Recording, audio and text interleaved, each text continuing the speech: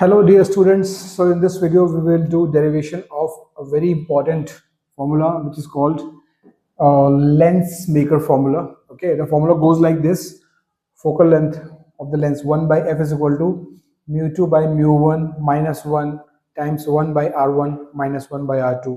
R1 and r2 are the two radii of curvatures for the two spherical surfaces of the lens. Mu2 is the refractive index of the material of the lens, and mu1 is the refractive index of the surrounding where the lens is kept. Okay, so if one of the medium is air, if the lens is kept in air, then definitely mu1 becomes 1. So this formula can be simply translated to as mu minus 1 times 1 by r1 minus 1 by r2. But remember, in this formula, lens is kept in air or vacuum. Otherwise, this is the general formula. So let's start with this.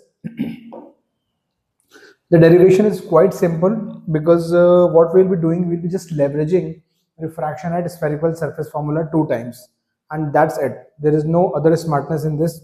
So what we'll do, we'll take an object at P. ठीक है, यहाँ पे एक object हमने लिया हुआ है P पे. ठीक, यहाँ से हमने पहले रे ली which falls on this surface. ठीक है, this is the first spherical surface, और यहाँ से ये रिफ्रैक्ट हुई like this.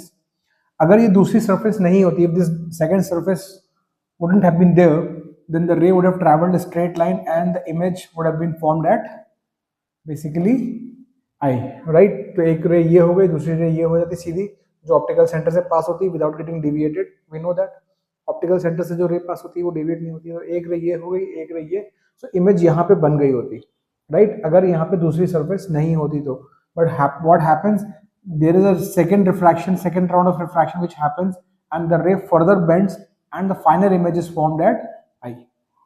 ठीक है, तो आप समझ लो कि पहली आई डैश क्या है. आई डैश वो इमेज है that was formed by, that's a virtual image. Actually image है नहीं, एक्चुअल इमेज तो यहीं पे बनेगी, लेकिन ये हमने एक समझने के लिए इसको देखा कि भाई एक ऑप्टिकल फिनोमिना हो रहा है यहाँ पे. ऑप्टिकल फिनोमिना क्या है? रिफ्रैक्शन पहली सरफेस पे, सरफेस 1 पे. तो उसकी वजह से अगर इमेज बनती तो आई डैश पे बनती. और ये जो आई है, आई डैश है, सॉरी, ये आई डैश वो दूसरी सरफेस के लिए क्या बनती? ऑब्जेक्ट का काम करती. तो आपको किसी भी मतलब रे ऑप्टिक्स के क्वेश्चन में जहाँ पे मल्टीपल ऑप्टिकल फिनोमिना इन्वॉल्व होते हैं, वैसे यही हम कॉन्सेप्ट लेके चलते हैं कि ये image formed by the first optical phenomena works as the object for the second, and if there are multiple, then the same logic you can continue further, right? So this way we can just tackle the problem. This is one way to tackle the problem, nothing else. तो अभी हमने देख लिया है कि दो refraction हो रहे हैं, रिफ्रैक्शन 2 times. ठीक है, image from the first which is I dash acts as a object for the second surface. तो आपने सरफेस 1 पे फॉर्मूला लगाया रिफ्रैक्शन का. ठीक है, तो क्या लगाओगे आप? फॉर्मूला क्या होता है? mu2 by v minus mu1 by u is equal to mu2 minus mu1 by r. So आप देखो mu2 by v की जगह क्या होगा? यहाँ पे v की जगह डियर होगा आपका v dash which is the, समझो ना बात, क्योंकि यहाँ पे दिस इज योर इमेज, तो यहाँ पे v तो एक्चुअल डिस्टेंस है, but v dash is the intermediate image जो बनी है फर्स्ट सरफेस से, राइट? उसके लिए क्या है? v dash. तो mu2 by v dash minus mu1 by u is equal to mu2 minus mu1 by r1. r1 is the curvature of this surface, r2 is the curvature of this surface. ठीक है dear. उसके बाद आप इसी चीज को, इसी formula को अप्लाई करोगे सेकंड सरफेस के लिए. अब सेकंड सरफेस में क्या होगा? आप जरा ध्यान से यहाँ पे देखना. फाइनल इमेज आपकी बन रही है यहाँ पे which is v. Final image कहाँ बन रही है? ये which is v, right? So this is, फॉर्मूले में क्या होता है? mu2 by v, but mu2 is actually क्या होता है?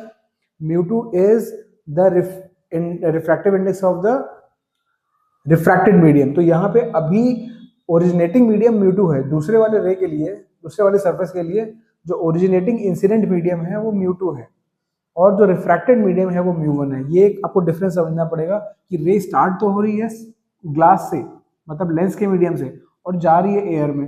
तो यहाँ पे mu2 और mu1 के रोल्स जो है इंटरचेंज हो जाएंगे. तो mu1 by v minus mu2 by u यहाँ पे क्या है? u is nothing but v dash, because this is acting as the object, right? mu1 minus not mu2 minus mu1 minus mu2 by r2, and r2 is the refractive index, sorry, r2 is the radius of curvature of the second surface. तो ये हमने लिख लिया. अब अगर हम इन दोनों equations को जो सामने जो दिख रही है इनको हम ऐड करें इक्वेशन 1 और 2 को, तो आप देखेंगे क्या होगा, mu2 by v dash plus का और mu2 by v dash minus का ये दोनों कैंसिल आउट हो जाएंगे. आपको मिलेगा क्या, minus mu1 by u plus का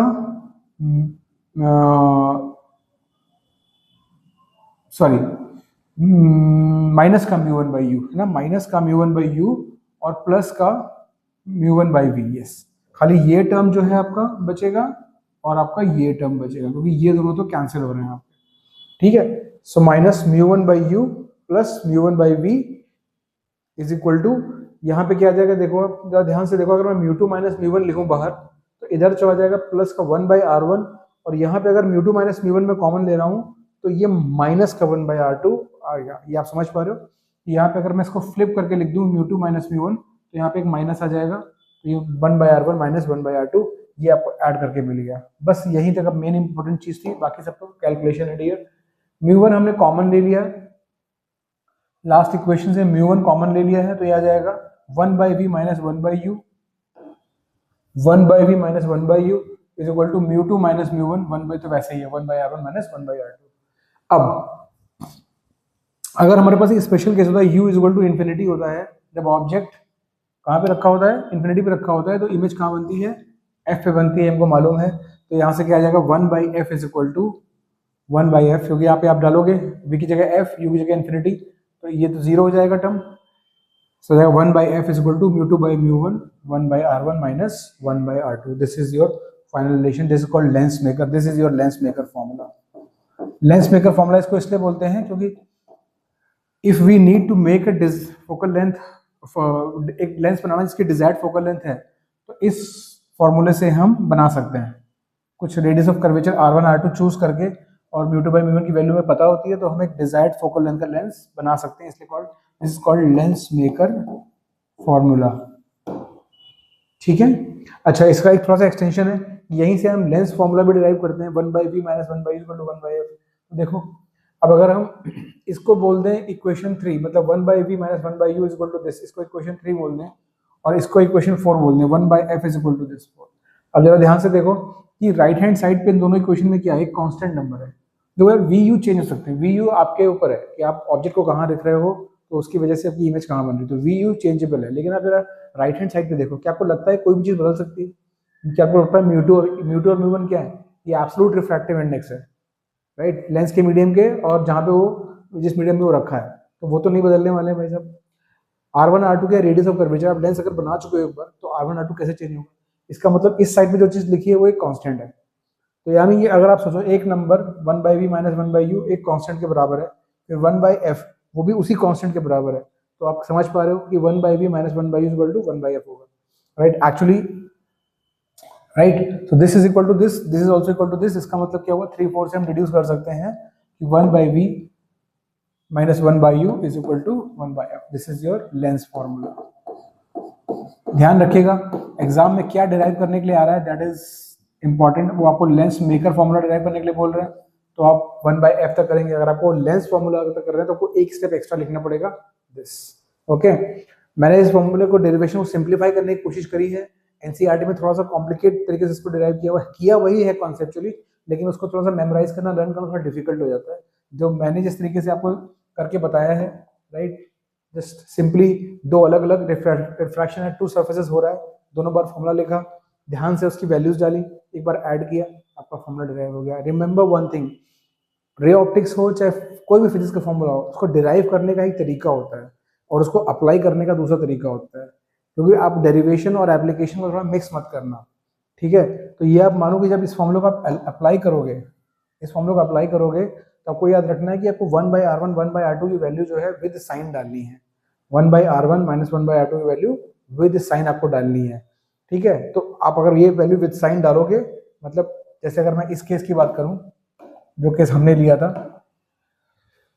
सो यहाँ पे r1 क्या होगा, इसका इस वाली सरफेस का सेंटर ऑफ कर्वेचर इस साइड आएगा, तो r1 आप ऐसे मेजर करोगे तो ये कार्टेशियन सिस्टम के हिसाब से ये प्लस में आएगा r1, और r2 क्या आएगा, माइनस में आएगा. तो अब जरा ध्यान से देखो, यहाँ पे अगर आप R1 को एक प्लस वैल्यू डालोगे और R2 को माइनस में डालोगे तो एक माइनस ऑलरेडी यहाँ बैठा हुआ है, तो ये पूरा नंबर क्या हो जाएगा, एक प्लस नंबर हो जाएगा। अगर म्यू2 बाई म्यू वन, मान लो लेंस हमारा जो है एयर में रखा है, तो इसका मतलब म्यू1 तो 1 हुआ, राइट। और लेंस लेट से ग्लास का बना हुआ तो 1.5, तो ये नंबर भी पॉजिटिव हुआ। इसका मतलब क्या हुआ, ये कॉन्वेक्स लेंस की फोकल लेंथ हमेशा पॉजिटिव ही आएगी, क्योंकि ये फॉर्मूला है ही ऐसा। अगर आप इसको साइन के साथ डालोगे तो यू ऑलवेज गेट पॉजिटिव। वही चीज अगर आप कॉनकेव लेंस के लिए देखो, कॉनकेव लेंस में आप देखोगे तो ये होगा R1 और ये होगा R2। तो अब देखो R1 नेगेटिव आएगा माइनस, और R2 पॉजिटिव आएगा, क्योंकि R2 उस साइड होगा, राइट। इसका कर्वेचर इस साइड है तो सेंटर इस साइड होगा, तो R2 पॉजिटिव होगा। तो अब देखो ये माइनस में रहेगा, ये माइनस रहेगा, और एक माइनस और आ जाएगा, तो दोनों मिलके ओवरऑल तुमको माइनस में ही नंबर मिलने वाला है, राइट। तो इसलिए कॉनकेव लेंस की ऑटोमेटिकली लेंस आपकी जो फोकल लेंथ है वो निगेटिव ही आएगी इस फॉर्मूला से। डिफरेंस कहाँ पे आएगा, आप लेंस को अगर किसी ऐसे मीडियम में रख दो जिसका रिफ्रैक्टिव इंडेक्स लेंस से ज्यादा हो, तो ये म्यू2 बाई म्यू1 साइन को फ्लिप कर देता है, but that is a application part of it. मैंने आपको एक चीज, our scope is just derivation, तो डेरिवेशन के लिए इतनी चीजें इंपॉर्टेंट है, आपको मैंने बता दिया। एप्लीकेशन में कैसे रखना है वो भी आपको मैंने बता दिया है। एक चीज याद रखना, R1 और R2 में कभी कभी कंफ्यूजन होता है, किसको R1 लेंगे किसको R2 लेंगे। मुझे कई ऑफलाइन क्लासेस में बच्चों ने क्वेश्चन पूछा, सर R1 क्या लेंगे R2 क्या लेंगे। आपको रूल क्या रखना है, प्रॉब्लम के कॉन्टेक्स्ट में R1 वो होगी जहां पे फर्स्ट टाइम रिफ्रैक्शन हो रहा है, और R2 कौन सी जिसमें सेकंड रिफ्रैक्शन हो रहा है। सो R1 R2 को आप कोई भी सरफेस नहीं ले सकते हो। R1 मतलब जहां पे ऑब्जेक्ट रखा है वहां से अगर आपको फर्स्ट टाइम रिफ्रैक्शन हो रहा है तो वो R1 है, जो सेकंड टाइम रिफ्रैक्शन हो रहा है वो R2 है। ठीक है, थैंक यू वेरी मच।